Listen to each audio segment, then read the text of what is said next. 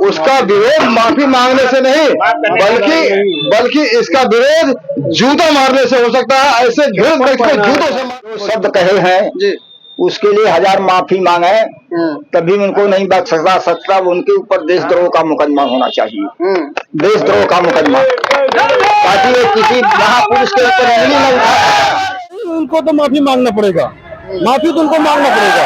अगर माफी नहीं मांगते हैं तो हमारे और तरीके हैं माफी मंगवाने का। और तरीके मतलब क्या, लाठी डंडे से बात करेंगे क्या?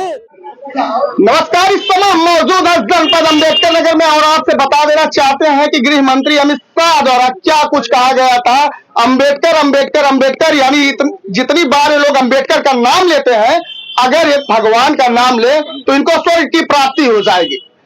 यहाँ पे बहुजन समाज का एक भारी आंदोलन इस समय अम्बेडकर नगर में देखने को मिल रहा है। सड़क से लेकर के कलेक्ट्रेट तक भारी संख्या में लोग इस शब्द का विरोध कर रहे हैं। यहाँ पे कुछ पार्टी के बड़े बुजुर्ग नेता हैं, यानी इनके पास काफी राजनीतिक अनुभव भी है। चलिए इनसे बातचीत करते हैं। बताइएगा, इस समय आप लोग उस शब्द के विरोध में उतरे हुए हैं, क्या कुछ कहना चाहेंगे? जैसे बाबा साहब का जो विरोध करेगा, बाबा साहब की बदौलत आज इस देश में हम लोग स्वतंत्र पूर्वक रहते हैं और बाबा साहब का विरोध करने वाले को हम घोर निंदा करते हैं। और इस कलेक्टर बाबा साहब के जो प्रतिमा सामने हम लोग आज इकट्ठा हुए हैं, उनका विरोध करके उनके जवाब देंगे। और हम लोग इसी साथ में यहाँ पर है, हमारे साथ जो है बाबू दिलीप कुमार एडवोकेट जी, इनसे आप बात करिए।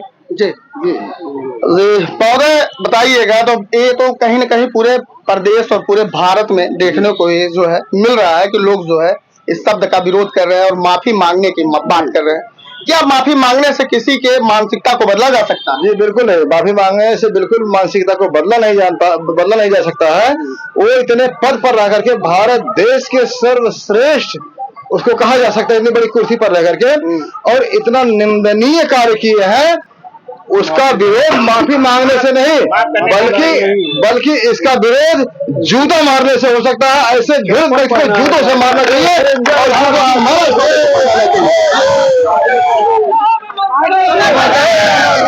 जूता मारने वाली बात आप कह रहे हैं, आप पेशे से एक वकील हैं।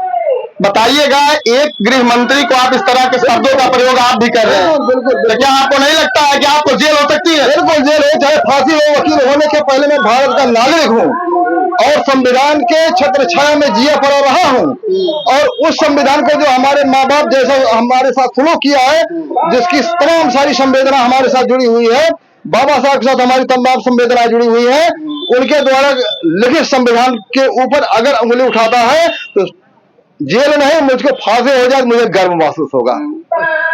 क्या लगता है कि आप लोगों के इस मांग को जो आप मांग कर रहे हैं कि माफी मांगिए या तो कुर्सी छोड़िए, लगातार मैं सड़कों से नारा सुनते हुए समय कलेक्ट्रेट में आया, क्या लगता है कि इससे जो है आपकी बातों से, धरना देने से, नाराबाजी करने से वो कुर्सी छोड़ देंगे या फिर माफी मांग लेंगे? क्या लगता है? भाई, माफी मांगे अथवा ना माफी मांगे, कुर्सी छोड़े चाहे ना कुर्सी छोड़े, आने वाले समय में यही पब्लिक, यही जनता उनको सबक सिखाएगी कि उनका प्लेस, उनका स्थान जो है स्वर्ग में है या नर्क में है। अगर इसको नर्क समझते हैं तो नर्क छोड़ करके वो स्वर्ग में जाए, हमें कोई गुरेज नहीं होगा। हम जहाँ है हमको वहीं रहने दें। एक बुजुर्ग व्यक्ति है, इनसे थोड़ा सा बात करेंगे।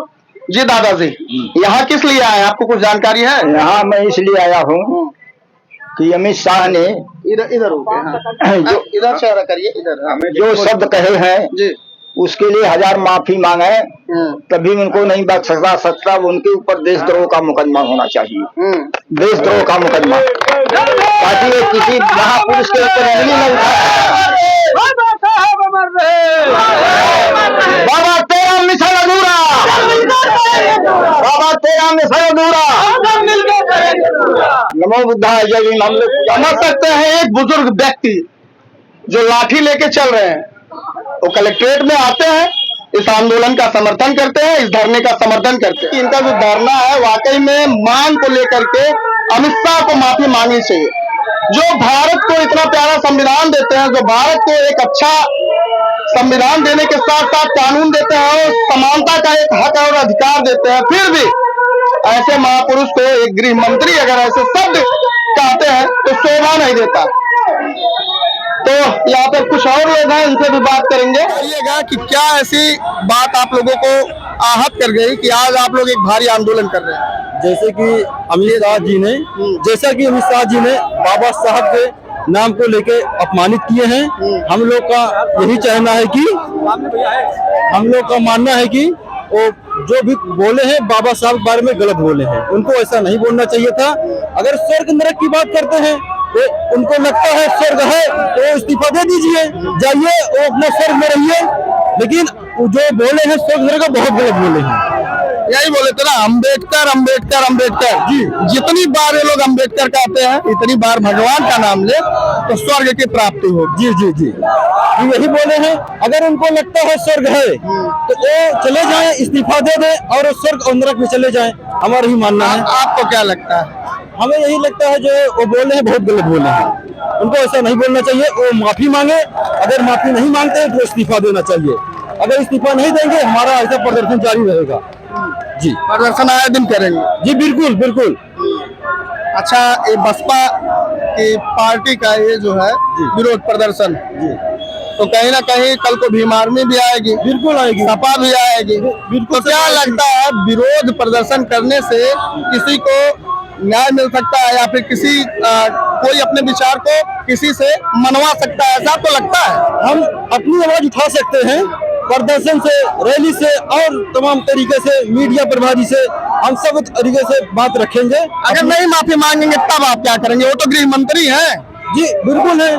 देखिए हमारी नेता माननीय बहन जी हैं, वो जैसा सुझाव देंगी हम लोग वैसा निर्देश करेंगे, उनके अनुसार हम लोग कार्य करेंगे और करते रहेंगे। बात मैं पूछ रहा हूँ, अगर वो नहीं माफी मांगते फिर आप क्या करेंगे? फिर देखिए बहन जी हमारा जैसा निर्देश देंगे हम उनके अनुसार कार्य करेंगे। तो मतलब ये बहन जी के कहने से ही धरना प्रदर्शन हो रहा है? जी, बहन जी कहने से हम लोग आए हैं। हाँ, जैसा उनका निर्देश था इस बार से हर से कार्रवाई रहेगा, हम लोग वैसे ही करेंगे। सड़क से आप लोग काफी भारी संख्या में यहाँ तक आए हैं। पूरे प्रदेश में विरोध प्रदर्शन हो रहा है? पूरे प्रदेश में, पूरे भारत भर में, पूरे भारत भर में। अगर आपके ऊपर कल को मुकदमा हो गया तो फिर क्या करेंगे? नहीं, ऐसे कोई हमने कोई गलत काम किया नहीं जो मुकदमा हो जाए। शांतिपूर्वक मान लीजिए, बहुत बार ऐसा होता है। नहीं होता है, अलग बात है वो, लेकिन हम लोग जैसा किए हैं शांतिपूर्वक किए हैं, न कोई नुकसान किए हैं, ऐसे कुछ ही नहीं किए हैं जो नुकसान हो वो मुकदमा हो, ऐसा कुछ नहीं है। चलिए, गृह मंत्री जी हैं जी, और एक सम्मानित जो है व्यक्ति हैं भारत के, भाई सबके गृह मंत्री हैं। बिल्कुल, बिल्कुल, पूरे भारत के हैं। तो ऐसे शब्द का प्रयोग उनको नहीं करना चाहिए। नहीं, ऐसा कोई शब्द और नहीं हुआ है। सबकी यही मांग है कि वो माफी मांगे, माफी मांगे या फिर जो है इस्तीफा दे। इस्तीफा दे ना, हमें लगता है कि वो इस्तीफा देने वाले हैं, माफी भले जो है राजनीतिक दबाव में मांगे। तो इससे क्या किसी का मन जो है बदला जा सकता है? नहीं, उनको तो माफी मांगना पड़ेगा, माफी तो उनको मांगना पड़ेगा। अगर माफी नहीं मांगते हैं तो हमारे और तरीके हैं माफी मंगवाने का, हम माफी मंगवाएंगे। अगर माफी नहीं मांगते हैं तो उनको इस्तीफा देना पड़ेगा। और तरीके मतलब क्या, लाठी डंडे से बात करेंगे क्या? ये तरीके जैसे हमारे ये हैं कि मीडिया से और हमारे जो है सहयोगी हैं और उनको दबाव बनाएंगे। मीडिया तो लगातार चल ही रहा है, और कौन सा दबाव बनाएंगे? और जैसे चलेगा, हमारी बहन जी जो है निर्देश देंगी, हम नहीं कह सकते हैं हमें क्या करना है अभी। हाँ, लेकिन जो है निरंतर रहेगी। तो यहाँ पे एक युवा है, इनकी जो प्रतिक्रिया है आपको कैसा लगा, एक कमेंट करके जरूर बताइए।